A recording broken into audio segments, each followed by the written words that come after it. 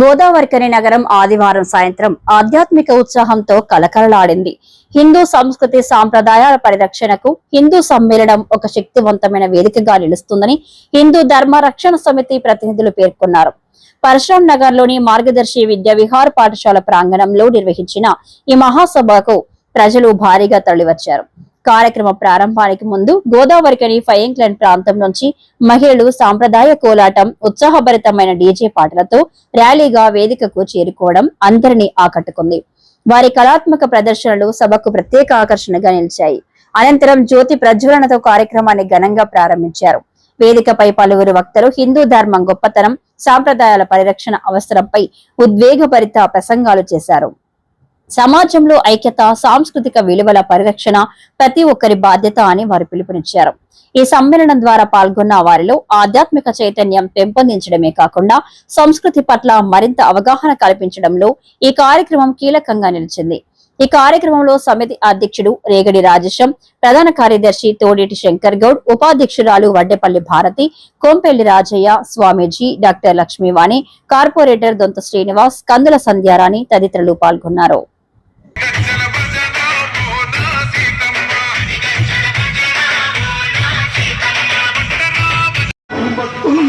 భజనాది భక్తి భజన రమయ్యా, భక్తి భజన రమయ్యా, భజన చక్ర భజన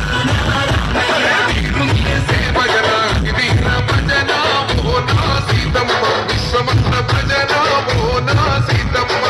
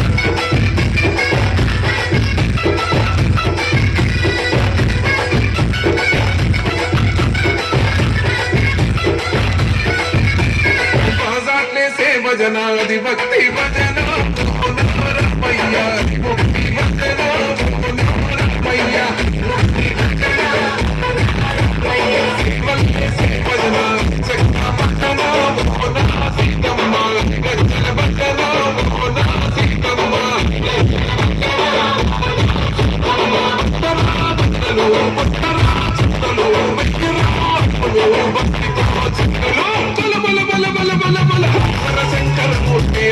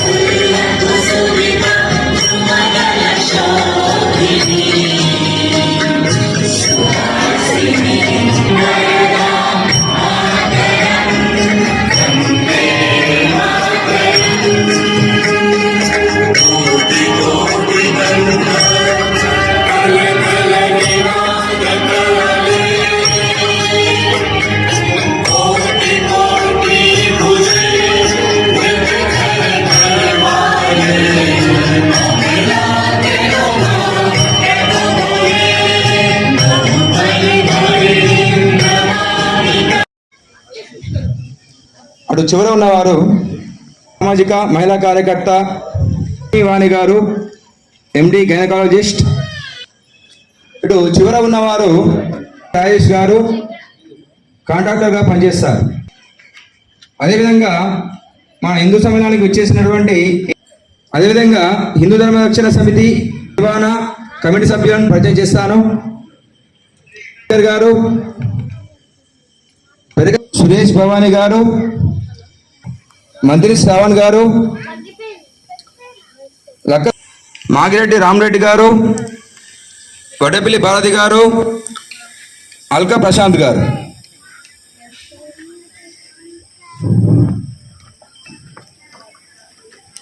మీరు భరతమాతకు పూల సమర్పణ చేయవలసిందే కూర్చున్నాం. ఎవరైనా 5 తోడి శంకర్ గారు, పెరగ శ్రీనివాస్ గారు, రవిభవన్ గారు, దామోదర్ గారు, మంత్రి శ్రావణ్ గారు, రామరెడ్డి గారు, వడ్డపల్లి భారతి గారు, అల్క ప్రశాంత్ గారు. భరతమాతకు సులో లక్ష్మీనాయుడు గారు, లక్ష్మీ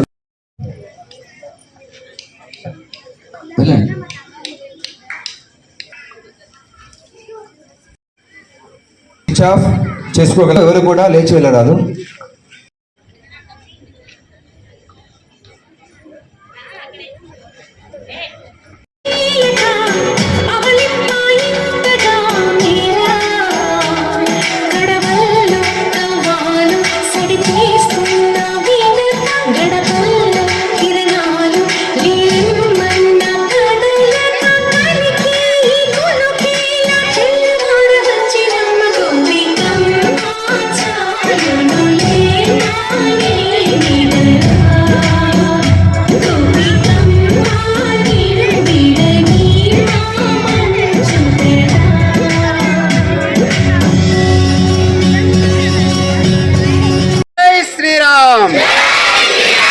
भारत माता की, भारत माता की.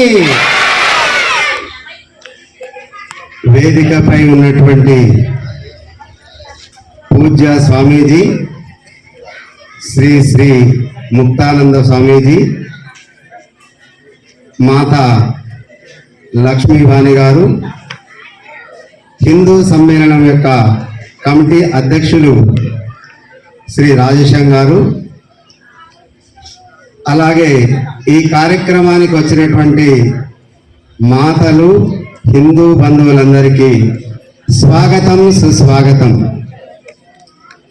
భారతదేశం వేద భూమి, భారతదేశం కర్మభూమి, భారతదేశం పుణ్యభూమి. భగవంతుడు నడయాడినటువంటి దేశము భారతదేశము. ప్రపంచంలో భగవంతునికి అత్యంత ఇష్టమైనటువంటి దేశం ఏదన్నా ఉంది అని అనుకుంటే అది భారతదేశమే. భగవంతుని నేను దర్శించుకోవాలి, భగవంతుని నేను చూడాలి అన్నట్టయితే ఈ భారతదేశంలో మాత్రమే సాధ్యము. మన యొక్క ఈ మధ్యకాలంలోనే స్వామి వివేకానంద పేరు వినే ఉంటారు, రామకృష్ణ పరమహంస పేరు కూడా వినే ఉంటారు. మీరు భగవంతుణ్ణి చూసారా అంటే నేను చూశానని చెప్పాడు శ్రీ రామకృష్ణ పరమహంస గారు.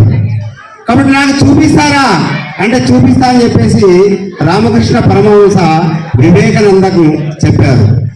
కాబట్టి భగవంతుడు పుట్టినటువంటి దేశము, భగవంతుణ్ణి దర్శించుకున్నటువంటి దేశము భారతదేశము. అలాంటి పుణ్యమైనటువంటి దేశంలో మనందరం కూడా పుట్టాము. ఇది కర్మభూమి అని చెప్పేసి చెప్తున్నాము. మన యొక్క జీవితంలో అత్యంత పుణ్యమైనటువంటి విషయం ఏంటంటే ఈ భారతదేశంలో పుట్టడం మనందరి యొక్క అదృష్టము. అందులో హిందువులుగా పుట్టడం అనేది మనందరి యొక్క అదృష్టము. మన యొక్క దేశంలో అనేక గ్రంథాలు ఉన్నాయి. ఎవరైనా పిల్లలు చెప్పగలుగుతారా? మన యొక్క గ్రంథాల పేర్లు ఏంటి నాన్న చెప్పగలుగుతారా? ఎవరైనా ఒకరు చెప్పండి పిల్లలు ఎవరన్నా. గొప్ప గొప్ప గ్రంథాలు కలిగినటువంటి దేశము భారతదేశము. గ్రంథం అంటే కూడా తెలియదేమో. రామాయణం తెలిసిన వాళ్ళు ఎంతమంది చెలవటండి? దించండి. మహాభారతం తెలిసిన వాళ్ళు ఎంతమంది చెలవటండి? వేదాలు తెలిసిన వాళ్ళు ఎంతమంది చెలవటండి? పురాణాలు తెలిసిన వాళ్ళు ఎంతమంది? కాబట్టి ఈ దేశము చాలా గొప్ప దేశము. ఈ దేశంలోనే రామాయణం ఉంది, ఈ దేశంలోనే మహాభారతం ఉంది, ఈ దేశంలోనే వేదాలు ఉన్నాయి, ఈ దేశంలోనే పురాణాలు ఉన్నాయి, ఈ దేశంలోనే ఉపనిషత్తులు ఉన్నాయి. అత్యంత వైజ్ఞానికమైనటువంటి దేశము భారతదేశము. మీ అందరికి అనిపిస్తుందేమో, ఏమండి రామాయణంలో ఏమి విజ్ఞానం ఉంది? మీ అందరికీ తెలుసో లేదో, రామాయణంలో పుష్పక విమానం ఉందా లేదా? ఎంతమంది ఎక్కినా కానీ ఇంకొకరికి ఛాన్స్ ఉందా లేదా? కాబట్టి విమానం కనుగొంది ఎవరు అంటే మనం ఏం చెప్తాము? రైట్ సోదరులు, లెఫ్ట్ సోదరులా కాదు. రామాయణము మన యొక్క విమానాన్ని కనుగొనేటువంటి జ్ఞానాన్ని అందించినటువంటిది. కాబట్టి పుష్పక విమానం ఉన్నటువంటిది. కాబట్టి రామాయణంలో జ్ఞానం లేదు అనుకోవద్దు. రాముడు ఆదర్శ పురుషుడు, పరిపాలన ఎలా చేయాలో చెప్పినటువంటి వాడు, ఒక భర్త ఎలా ఉండాలో చెప్పినటువంటి వాడు, ఒక తండ్రిగా ఎలా ఉండాలి అని చెప్పినటువంటి వాడు. కాబట్టి ఆదర్శవంతమైనటువంటి జీవితాన్ని గడిపినటువంటి వ్యక్తి శ్రీరామచంద్రుడు. రామో విగ్రహాన్ ధర్మ అని చెప్పేసి మనందరం కూడా చెప్తుంటాము. కాబట్టి మనందరికి కూడా రామాయణం తెలిసి ఉండాలి. ఇప్పుడు మీ అందరికీ మా పిల్లలు నా మాట వినట్లేదు అని చెప్పేసి చాలా మంది అంటారు. రామాయణంలో విశ్వామిత్రుడు దశరథ మహారాజు దగ్గరికి వచ్చాడు. వచ్చి ఏమయ్యా దశరథ మహారాజా, నీ యొక్క 2 పిల్లలు నేను తీసుకుపోతా అంటాడు. ఎందుకోసము? యజ్ఞం చేస్తా ఉంటే రాక్షసులు ఆ యజ్ఞంలో రక్తం పోస్తున్నారయ్యా, రాక్షస సంహారం చేయడం కోసం నీ పిల్లలు కావాలంటారు. అప్పుడు దశరథ మహారాజు ఏమంటాడు? అయ్యా నా పిల్లలు 2 చిన్నవాళ్ళు, వాళ్ళేం చేస్తారు? నేను వస్తానంటాడు. నువ్వు వద్దంటాడు. నా సైన్యం వస్తానంటది. సైన్యం వద్దంటాడు. ఎవరు కావాలి నీకు? నీ 2 పిల్లలే కావాలని చెప్పేసి రామలక్ష్మణ్ని వెంట తీసుకొని పోతాడు. మీ పిల్లల్ని ఎవరన్నా వచ్చి అల్లారుగా ముద్దుగా పెంచుకునేటువంటి పిల్లల్ని ఎవరన్నా వచ్చి ధర్మ కార్యం కోసం ఇవ్వమంటే మీరు ఎవరన్నా ఇస్తారా?